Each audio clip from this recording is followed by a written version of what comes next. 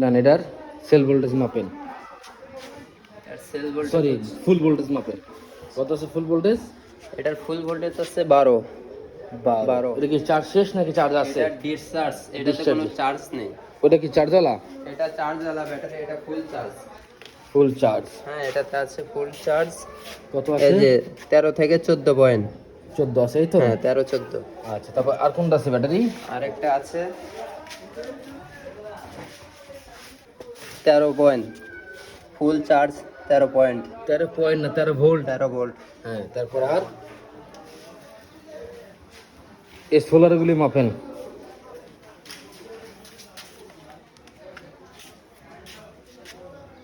কত? এগুলো নষ্ট ব্যাটারি, এগুলো 7 6 পয়েন্ট আছে।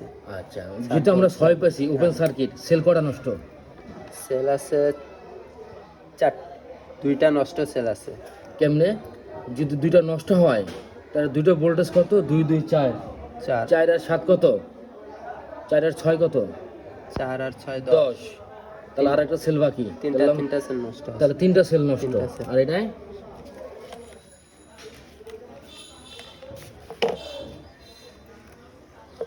এটা সব সেলই নষ্ট, প্রত্যেকটা সেলই নষ্ট। প্রত্যেকটা এটা সেলই কি নষ্ট। কেমনে বুঝলেন প্রত্যেকটা সেলই নষ্ট? এই যে টার্মিনাল ভোল্টেজ একদম 0 পয়েন্ট। আচ্ছা, এমন হতে পারে না যেটার মধ্যে কোনো ইলেকট্রোলাইট নাই? হ্যাঁ ইলেকট্রোলাইট নাই, ইলেকট্রোলাইট গুলো শুয়ে গেছে এবং সেলগুলো নষ্ট হয়ে গেছে। বুঝা যায় না আসলে। তাহলে এখন তো ভোল্টেজ ক্লিয়ার আপনি? হ্যাঁ ক্লিয়ার ক্লিয়ার। তাহলে ফুল চার্জিং ভোল্টেজ কত?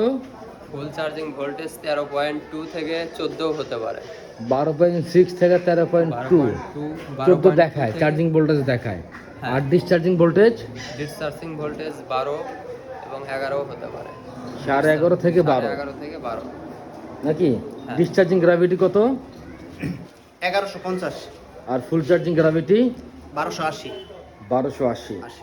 বুঝা গেল? গ্র্যাভিটি মাপতে পারেন? হ্যাঁ অবশ্যই। হ্যাঁ, আমাকে হাইড্রোমিটার দিয়ে ওইটার মধ্যে কতটুকু গ্র্যাভিটি আছে আমাকে দেখান।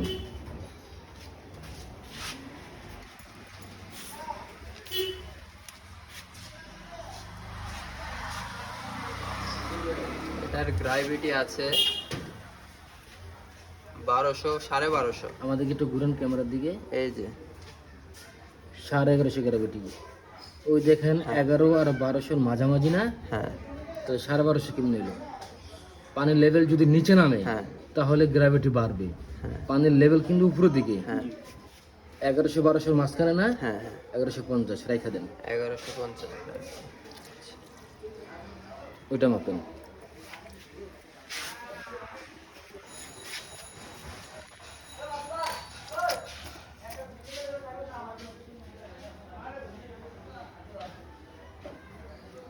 কত আছে?